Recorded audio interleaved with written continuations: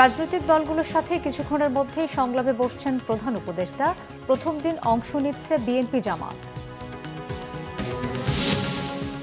নির্বাচনের জন্য সরকারকে সময় দেব, তবে বিরাজনীতিকরণ ও -2 জঙ্গিবাদ মৌলবাদ দেখতে নয়, বললেন মির্জা ফখরুল। তরুণ প্রজন্ম ছাত্র রাজনীতির নামে অপরাজনীতি, দুর্বৃত্তায়ন ও দখলের সাথে যুক্ত, মন্তব্য শিক্ষা উপদেষ্টার। পাঠ্য বই সংস্কারে তাড়াহুড়ায় ভুল ত্রুটি থাকতে পারে। টানা বর্ষণ আর উজানের ঢলে শেরপুরে পানিবন্দী কয়েক হাজার পরিবার, পানিতে ডুবে 3 জনের মৃত্যু। ময়মনসিংহের ধোবাউড়া সহ নতুন করে দেখা দিয়েছে বন্যা। সাবেক রাষ্ট্রপতি বি চৌধুরীর প্রথম জানাজা সম্পন্ন, মুন্সিগঞ্জের শ্রীনগরে দাফন কাল।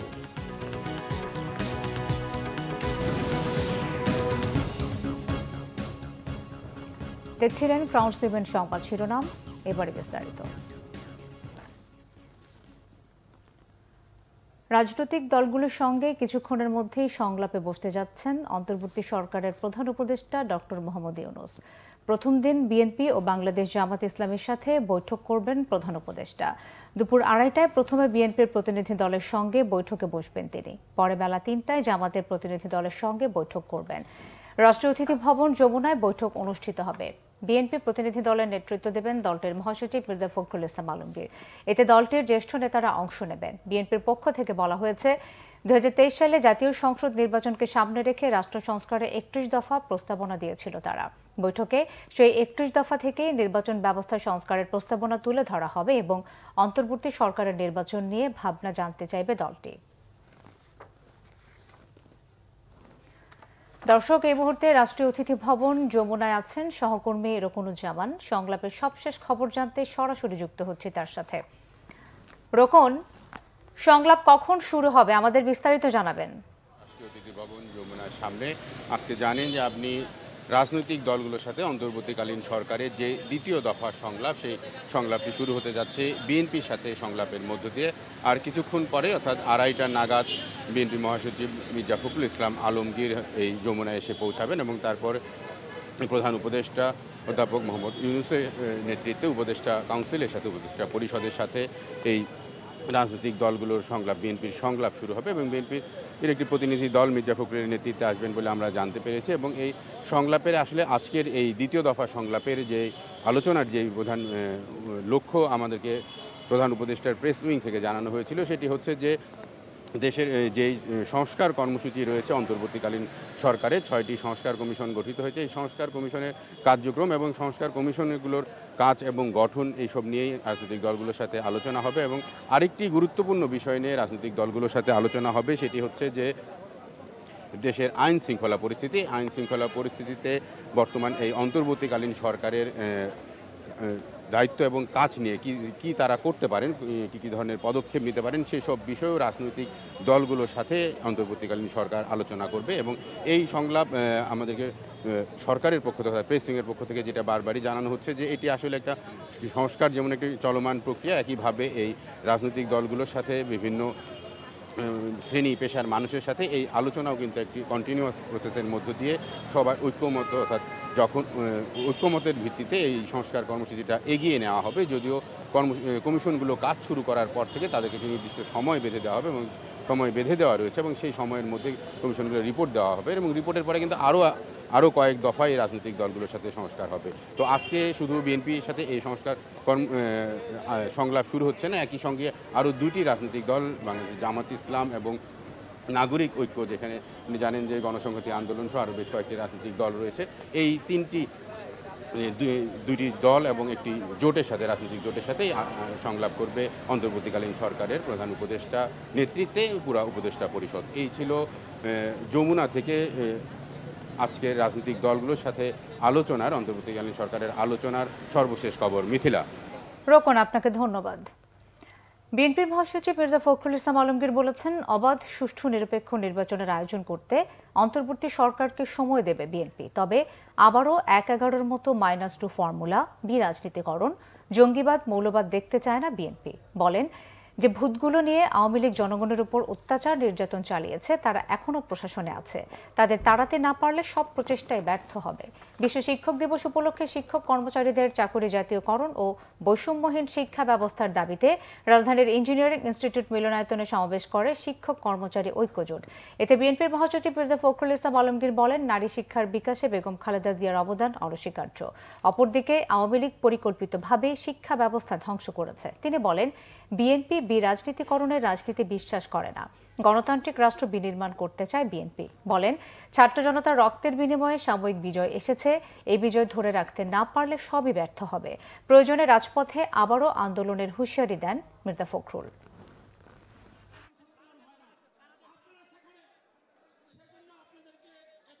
আমরা বিশ্বাস করি, রাজনীতি করি এবং আন্দোলন করেছি, জান দিয়েছি, প্রাণ দিয়েছি একটা কারণে, যে আমরা জনগণের ভোটের অধিকারকে প্রতিষ্ঠিত করতে চাই, আমরা গণতন্ত্রকে প্রতিষ্ঠা করতে চাই। আমরা কোনো বিরাজনীতিকরণের রাজনীতি বিশ্বাস করি না। আবার ওই -2 111 আমরা দেখতে চাই না। আমরা আবার ওই মৌলবাদ বা জঙ্গিবাদকে দেখতে চাই না। আমরা আবার সন্ত্রাসকে দেখতে চাই না। আমরা সত্যিকার অর্থে দেশে একটা সুস্থ, একটা উদারপন্থী গণতান্ত্রিক ব্যবস্থা দেখতে চাই। তো তার জন্যই আমরা তাদের হাতেই দায়িত্ব দিয়েছি, যারা আমরা মনে করেছি যে এরা যোগ্য মানুষ, তারা কাজ করছেন। তবে যত দ্রুততার সঙ্গে সঠিকভাবে কাজ করার জন্য আমি আহ্বান জানাই। তরুণ প্রজন্ম ছাত্র রাজনীতির নামে অপরাজনীতি, দুর্বৃত্তায়ন ও দখলের সাথে যুক্ত বলে মন্তব্য করেছেন শিক্ষা উপদেষ্টা ডক্টর ওয়াহিদুদ্দিন মাহমুদ। সকালে রাজধানীর ওসমানী স্মৃতি মিলনায়তনে বিশ্ব শিক্ষক দিবসের আলোচনায় অংশ নিয়ে তিনি কথা বলেন। শিক্ষা উপদেষ্টা বলেন, যে কোনো বিশ্বমানের বিশ্ববিদ্যালয়ে ছাত্র শিক্ষকদের জন্য কিছু আচরণবিধি থাকে, বাংলাদেশেও তেমন আচরণবিধি তৈরি করা সম্ভব। পাঠ্যপুস্তক সংশোধনের বিষয়ে তিনি বলেন, মাত্র 2-3 সপ্তাহে পাঠ্যপুস্তকে পরিমার্জন করা হয়েছে, এক্ষেত্রে কিছু ভুল ত্রুটি থাকতে পারে। নতুন বছরের প্রথম দিনে বই তুলে দেওয়ার বাধ্যবাধকতা থাকায় এ তাড়াহুড়ো বলেও মন্তব্য করেন শিক্ষা উপদেষ্টা।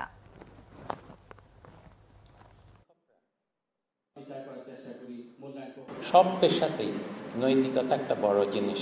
আপনারা শিক্ষকরা যখন ছাত্রদেরকে শিশুকাল থেকে, ছোটবেলা থেকে পড়াবেন, তখন আমাদের শিক্ষাক্রমে কত দূর আছে আমি জানি না, কিন্তু নৈতিকতা শিক্ষাদান একটা বড় জিনিস। টানা বর্ষণ আর উজান থেকে নেমে আসা পাহাড়ি ঢলে শেরপুরে পানিবন্দী হয়েছে কয়েক হাজার পরিবার, ডুবেছে সড়ক ও ফসলি জমি। বানের পানিতে ডুবে মৃত্যু হয়েছে 3 জনের। এছাড়া ময়মনসিংহের ধোবাউড়া সহ বিভিন্ন এলাকায় নতুন করে দেখা দিয়েছে বন্যা। শেরপুর থেকে হাকাম হীরা ও ময়মনসিংহ থেকে অমিত রায়ের পাঠানো তথ্য ছবিতে ডেস্ক রিপোর্ট।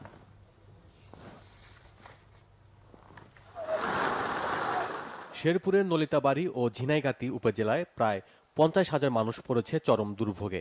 নতুন উপচে পড়া পানিতে ভেসে গেছে অন্তত 3 জন। উপজেলা প্রশাসন জানায়, নলিতাবাড়ি উপজেলার পৌরসভা সহ 13টি ইউনিয়নে প্রায় 20টি গ্রাম ও ঝিনাইগাতি উপজেলার 9টি ইউনিয়নের 25টি গ্রাম প্লাবিত হয়েছে। হাঁস, মুরগি, গরু, ছাগল গবাদি ভাইসে গেছে, কিছু মারা গেছে, না খায় রয়েছি, পানির জন্য কুলাহানো যাইতে পারতেছি না। আমাদের বগুলো কেউ আসে নাই, কষ্ট হয় না, বাড়ি ঘর পানি, রান্না নাই, বাড়া নাই, খাওয়া নাই। পানি উন্নয়ন বোর্ড জানায়, ভোগাই চেল্লাখালী নদীর পানি বিপদসীমার উপর দিয়ে প্রবাহিত হলেও কিছুটা কমেছে ঝিনাইগাতি উপজেলার মহারশী সোমেশ্বরী নদীর পানি। এদিকে ময়মনসিংহে বৃহস্পতিবার সন্ধ্যা থেকে মুষলধারে বৃষ্টি শুরু হলে উপজেলার দক্ষিণ মাঝপাড়া, গামারিতলা, ঘোষাগাঁও, পোড়াকান্দুলিয়া ইউনিয়নের অন্তত 20টি গ্রাম প্লাবিত হয়। ফসলের এমন কোনো জমি নাই যে তলাইছে না, এমন ফসলের ব্যাপক ক্ষয়ক্ষতি হয়েছে। পাহাড়ি ঢলের কারণে অনেক মানুষের ক্ষয়ক্ষতি হয়েছে, অনেক মানুষের বাড়ি ঘর পানির তলায় গেছে। এছাড়া উজান থেকে পানি নেমে আসায় নেতাই নদীর বাঁধ ভেঙে পানি প্রবেশ করেছে লোকালয়ে, তলিয়ে গেছে বাড়িঘর, পুকুর, রাস্তাঘাট। বন্যা প্লাবিত এলাকাগুলোতে দেখা দিয়েছে খাবার ও বিশুদ্ধ পানির সংকট। এখানে জিগাতলা একটা পয়েন্টে বেশ বড় আকারের বাঁধ ভেঙে গিয়েছে, মোটামুটি 25-30টার মতো ঘর বিলীন হয়ে গিয়েছে বলে আমরা জানতে পেরেছি। যে সকল মানুষ রাত থেকে খাবারের অভাবে আছে তাদেরকে আমরা তাৎক্ষণিকভাবে সংশ্লিষ্ট মেম্বারের বাড়িতে এখন খাওয়ানোর ব্যবস্থা করেছি। Bangla Vision, news desk. ডিবিতে আর কোনো আয়নাঘর থাকবে না, নায়ক নায়িকার আড্ডাখানা হবে না, থাকবে না ভাতের হোটেলও। কিছু পুলিশ কর্মকর্তার জন্য জনগণ পুলিশ মুখোমুখি দাঁড়িয়েছে। গোয়েন্দা বিভাগের অতিরিক্ত কমিশনার রেজাউল করিম মল্লিক সংবাদ সম্মেলনে এই তথ্য জানান। পুলিশ কর্মকর্তা হারুন বিপ্লবের অবস্থান সম্পর্কে জানতে চাইলে তদন্তের কথা বলে এড়িয়ে যান ডিবির এই কর্মকর্তা। আরও জানাচ্ছেন দীপন দেওয়ান। বিগত সরকারের সময় অতিরিক্ত কমিশনার হারুনুর রশিদের নেতৃত্বে ঢাকা মহানগর ডিবি কার্যালয়ে চলত স্বেচ্ছাচারিতা। নায়ক নায়িকাদের আড্ডা আর ভাত খাওয়ার ভিডিও নিয়ে চলত সমালোচনা। পুলিশের গুরুত্বপূর্ণ বিভাগটি ভাতের হোটেল হিসেবে পরিচিতি পায়। ন্যায় বিচার থেকে বঞ্চিত হয় সাধারণ মানুষ।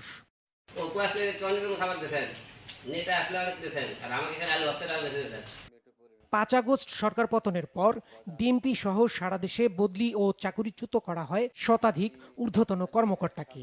এসব পদে দায়িত্ব দেওয়া হয় নতুনদের। এর মধ্যে ঢাকা মহানগর গোয়েন্দা পুলিশের অতিরিক্ত কমিশনারের দায়িত্ব পান রেজাউল করিম মল্লিক। শনিবার সকালে ডিএমপি মিডিয়া সেন্টারে সংবাদ সম্মেলনে তিনি বলেন, স্বচ্ছতার সাথে সকল মামলা তদন্ত করা হবে। ঢাকা মহানগর গোয়েন্দা অফিসে আর কোনো আয়নাঘর থাকবে না। ডিবির কলঙ্কিত অধ্যায় শেষ করে সেটিকে পবিত্র করা হবে, যেখানে মানুষ বিচার পাবে। যেখানে কোনো নায়ক নায়িকা বা সেলিব্রিটিদের সময় কাটানোর জায়গা হবে না, থাকবে না কোনো ভাতের হোটেল। দুর্গাপূজাকে কেন্দ্র করে ঢাকা মহানগরে নিরাপত্তা ব্যবস্থা নেওয়া হয়েছে জানিয়ে তিনি বলেন, পুলিশের পাশাপাশি সব জায়গায় সাদা পোশাকে ডিবি অবস্থান করবে মন্দিরগুলোর সামনে। বিগত সময়ের উচ্চভিলাষী ও অপেশাদার কিছু পুলিশ কর্মকর্তা সমগ্র পুলিশ বাহিনীকে জনগণের মুখোমুখি দাঁড় করিয়ে দেয়। এর ফলে ছাত্র জনতার আন্দোলন, গণঅভ্যুত্থান এবং বিগত সরকারের পতনকে ঘিরে সংঘর্ষ সহায়তায় পুলিশের মনোবল ভেঙে পড়ে। যে পুলিশ কর্মকর্তাই অপরাধের সাথে যুক্ত থাকবে, আমরা তাদেরকে আইনের আওতায় অবশ্যই আনব। এটা আমরা তদন্ত সাপেক্ষে বলতে পারবো। ডিবির কোনো কর্মকর্তা অপরাধ করলে তাদেরকেও ছাড় দেয়া হবে না বলে হুঁশিয়ারি দেন ডিবির এই কর্মকর্তা। আল্লাহ হাফেজ। দীপন দেওয়ান, বাংলা ভিশন, ঢাকা। সাবেক রাষ্ট্রপতি অধ্যাপক AQM বদরুদ্দোজা চৌধুরীর প্রথম জানাজা আজ সকাল 8টায় উত্তরা মহিলা মেডিকেল কলেজ ও হাসপাতালে অনুষ্ঠিত হয়েছে।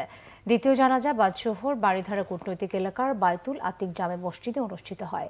আগামীকাল সকাল 10টায় মুন্সিগঞ্জের শ্রীনগর স্টেডিয়ামে তৃতীয় জানাজা এবং বাদশোহর গ্রামের বাড়ি মজিদপুর দয়হাটায় চতুর্থ নামাজে জানাজা শেষে পারিবারিক কবরস্থানে দাফন করা হবে সাবেক রাষ্ট্রপতি বদরুদ্দোজা চৌধুরীকে। ফুসফুসে সংক্রমণ হওয়ায় গত 2 অক্টোবর সকালে বি চৌধুরীকে হাসপাতালে ভর্তি করা হয়। বর্ণাঢ্য জীবনের অধিকারী দেশের খ্যাতিমান চিকিৎসক ও প্রবীণ রাজনীতিবিদ বদরুদ্দোজা চৌধুরী 1930 সালের 11 অক্টোবর কুমিল্লায় নানাবাড়িতে জন্মগ্রহণ করেন। বিএনপির প্রতিষ্ঠাতা মহাসচিব বদরুদ্দোজা চৌধুরী 1947 সালে ঢাকার বিখ্যাত স্কুল সেন্ট গ্রেগরি থেকে প্রথম বিভাগে ম্যাট্রিকুলেশন এবং 1949 সালে ঢাকা কলেজ থেকে প্রথম বিভাগে আইএসসি পাশ করেন। তিনি 1954-55 সালে ঢাকা মেডিকেল কলেজ থেকে MBBS ডিগ্রি লাভ করেন। তিনি রোগবিজ্ঞানে দেশের একজন শীর্ষস্থানীয় অধ্যাপক, বিশেষজ্ঞ চিকিৎসক এবং রোগবিজ্ঞান বিষয়ে টিভি অনুষ্ঠানের উপস্থাপক ছিলেন। সফল পার্লামেন্টারিয়ান বি চৌধুরী জাতিসংঘে 3 বার বক্তৃতা দেন। তিনি স্বাধীনতা পুরস্কার প্রাপ্ত এবং বহু গ্রন্থের প্রণেতা। শুক্রবার দিবাগত রাত 3টা 15 মিনিটে উত্তরা মহিলা মেডিকেল কলেজ হাসপাতালে চিকিৎসাধীন অবস্থায় শেষ নিঃশ্বাস ত্যাগ করেন 94 বছর বয়সী এই রাজনীতিবিদ। উনি যেহেতু রাজনীতি করতেন, হয়তো রাজনীতির কারণে, রাজনৈতিক বক্তব্যের কারণে, রাজনৈতিক সিদ্ধান্তের কারণে যদি কেউ কষ্ট পেয়ে থাকেন, তাকে ক্ষমা করে দিবেন।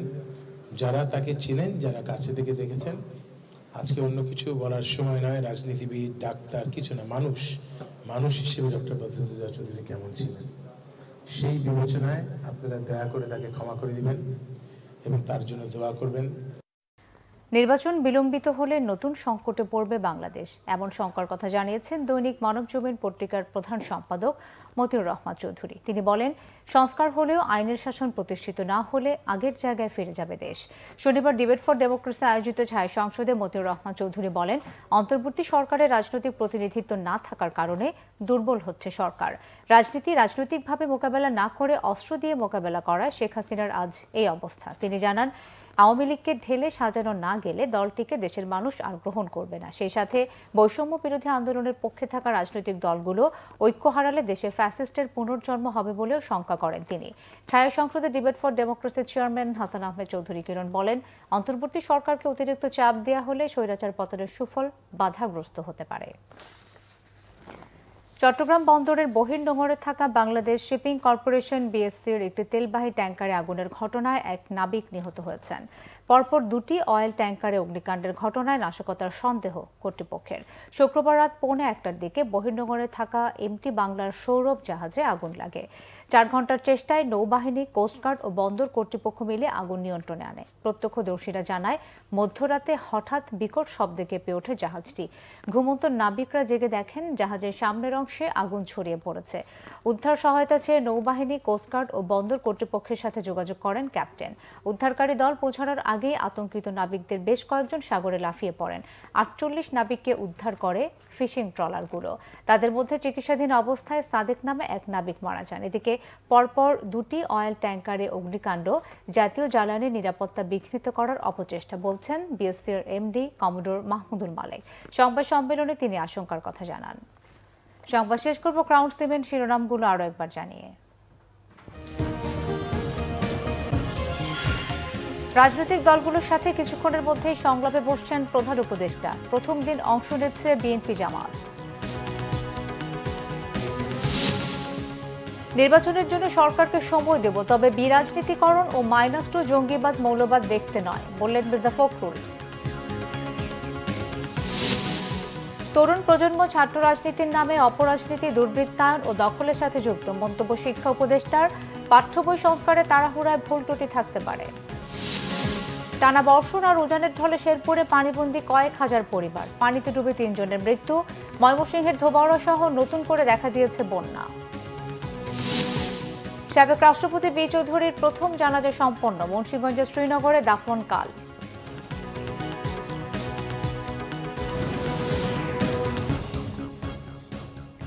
এই ছিল এখনকার মতো। পরের সংবাদ বিকেল 4টায়। এর আগে 3টায় রয়েছে নিউজ টপ 10 দেখার আমন্ত্রণ রইল। এছাড়া বাংলা ভিশন সংবাদ ও সংবাদ সংশ্লিষ্ট অনুষ্ঠান দেখতে ভিজিট করুন www.bvnews24.com ও facebook.com/banglavishonews এবং সাবস্ক্রাইব করুন youtube.com/banglavishonews। ধন্যবাদ।